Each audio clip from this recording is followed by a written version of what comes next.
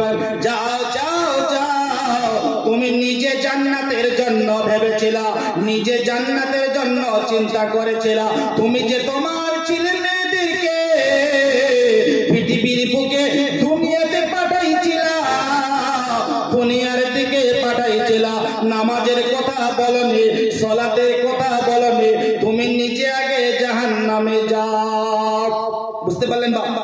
আমি নিজে আমল করলাম, 5 ওয়াক্ত সালাত আদায় করলাম, আমি নিজেই জান্নাতের জন্য ভাবলাম। বর্তমান জামানা থেকে আমার চাচা নামাজ পড়ে, চাচাতো ভাই নামাজ পড়ে না, চাচাতো বোনটা নামাজ পড়ে না, আমার চাচিও ঠিক মতো পড়ে না। হয় কিনা বাপ বলেন?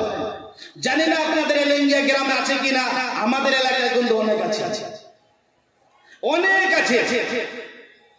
মারে আমার যুবতী বোনেরে, ওরে বোন, তোমার ওই সুন্দর চেহারাটার জন্য, সুন্দর চেহারাটার জন্য আল্লাহ তাবারক তাআলা বলছেন। তার আগে আপনাদের সামনে আমি একটা ছোট্ট আপনাদেরকে একটা গজলের মাধ্যমে বোঝাবো। 10 মিনিটের আবেগে মাগো 5 মিনিটের মান, 10 মিনিটের আবেগে মাগো 5 মিনিটের মান। তুমি মা দেখতে দিলা না এই পৃথিবীর মুখ, জোর করে আসিনি তো, জোর করে আসিনি তো তোর শরীরে আমি, জোর করে আসিনি তো তোর শরীরে আমি। পৃথিবীতে নাকি সন্তান হয় মায়ের কাছে দামি, তবে কেন সুখের বলে, তবে কেন সুখের বলে আমায় পেটে নিলা, সুখের শেষে কেটে ছেড়ে আমায় ফেলে দিলা। একদিন তুমি আমার কাছে, একদিন তুমি আমার কাছে আসবে ঠিকই মাগো, কি বলবে আল্লাহর কাছে জমা করে রেখো।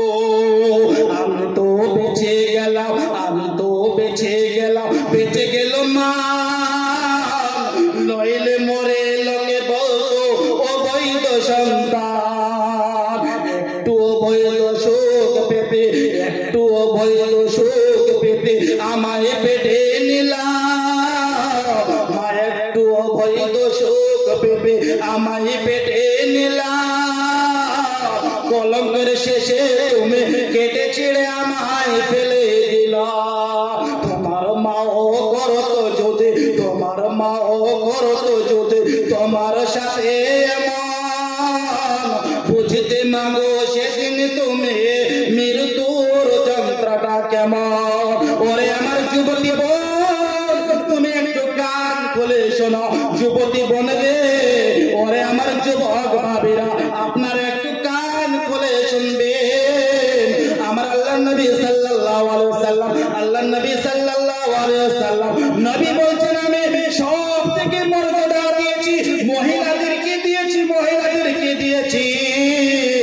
আমার বোনটা এমন পোশাক পরে যায়, বোন রে তোমার চেহারাটা তুমি কাউকে দেখাইও না, তোমার যৌবনটাকে তুমি পুরুষের দ্বারাই নষ্ট করিও না, তোমার যৌবনটাকে তুমি যেটুকু পারবা আগলিয়ে রাখার জন্য, কেন না তোমার পেট থেকে মা, যুবতী বোন রে, তোমার পেটও, তোমাদের পেট থেকে আমার নবী তৈরি হয়েছে, তোমাদের পেট থেকে সাহাবায়ে কেরামরা তৈরি হয়েছে, তোমাদের পেট থেকে তাবেঈন এসেছে, তোমাদের পেট থেকে ডাক্তার তৈরি হয়েছে, তোমাদের পেট থেকে মাস্টার এমএলএ এমপিরা তৈরি হয়েছে, তোমাদের পেট থেকে, তোমাদের পেট থেকে ভালো ভালো বিখ্যাত বিখ্যাত মুহাদ্দিসরা তৈরি হয়েছে, ভালো আলেম তৈরি হয়েছে, ভালো হাফেজে কোরআন তৈরি হয়েছে।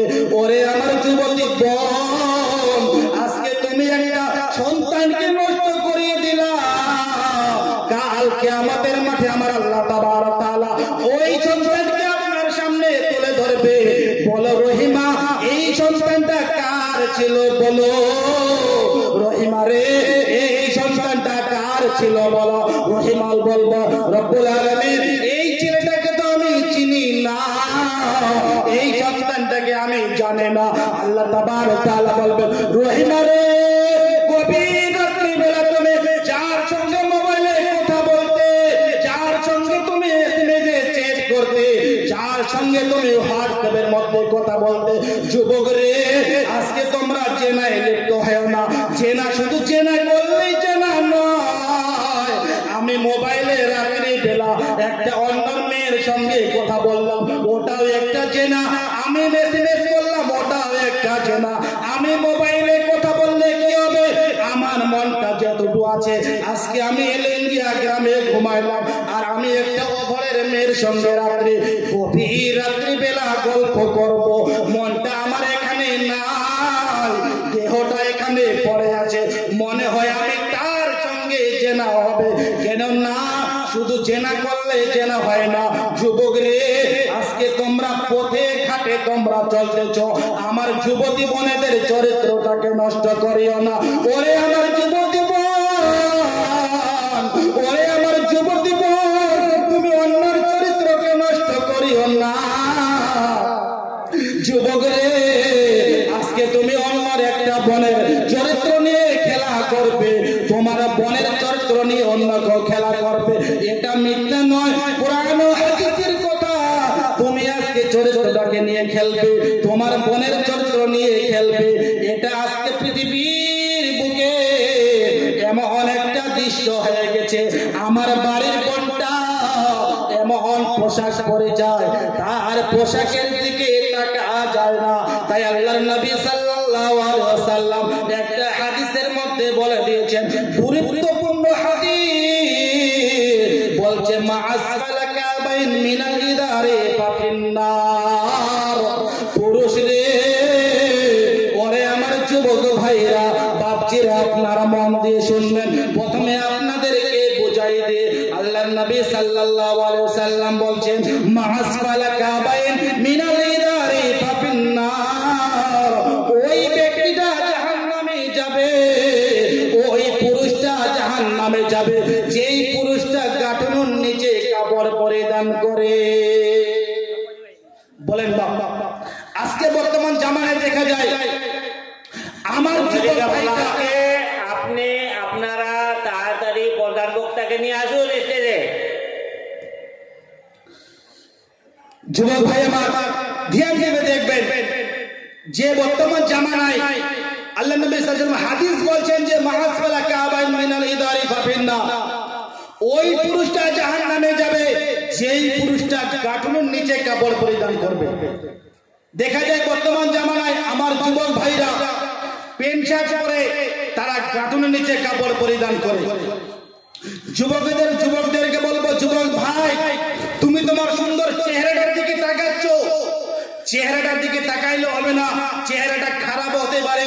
আল্লাহ তাবারক ওয়া তাআলা আপনার ওই সুন্দর লেবাসটার জন্য আপনাকে জান্নাতে দেবে না, আপনার সুন্দর চেহারাটার জন্য জান্নাতে দেবে না। আপনি প্যান্টটা যদি গাঁটুর নিচে পরেন, আল্লাহ নবী সাল্লাল্লাহু আলাইহি ওয়াসাল্লাম ওই পুরুষটা জাহান্নামে যাবে যে পুরুষটা গাঁটুর নিচে কাপড় পরিধান করবে। আজকে আমি প্যান্টটাকে গাঁটুর নিচে পরিধান করলাম, সালাত আদায় করছি 5 ওয়াক্ত, কোনো কাজে আসবে না। কেননা প্যান্টটাকে আপনি গাঁটুর উপরে রাখবেন, যতটুকু পারবেন উপরে রাখবেন। মারে আমার, তারপরেও আল্লাহ নবী সাল্লাল্লাহু আলাইহি ওয়াসাল্লাম বলছেন ওই মহিলাটা জাহান্নামে যাবে যেই মহিলাটা গাঁটুর নিচ উপরে কাপড় পরিধান করবে। আল্লাহ নবী সাল্লাল্লাহু আলাইহি ওয়াসাল্লাম বলছেন, ওরে আমার উম্মতেরা, তোমরা শোনো শোনো, বান্দিরে আমার তোমরা শোনো শোনো, তোমরা যদি গাঁটুর উপরে কাপড় পরিধান করো তোমাদের জন্য জাহান্নাম।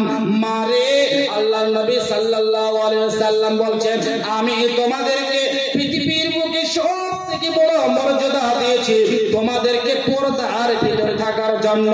তোমার সুন্দর পর্দা, চেহারাটা একটু পর্দা, তোমার মুখটাও পর্দা, তোমার আওয়াজটাও পর্দা।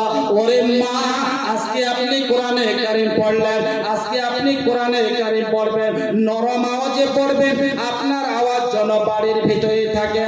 তাই আল্লাহর নবী সাল্লাল্লাহু আলাইহি ওয়াসাল্লাম বলছেন, বান্দারে, তোমাদেরকে ঘোষণা করে দিলাম হাদিসের দ্বারা, তোমরা যে পোশাকটা পরবা, ওরে আমার উম্মতেরা, তোমরা রে বান্দা গাঠনের উপরে পরিধান করবা, বান্দে তোমরা গাঠনের নিচে পরিধান করবা।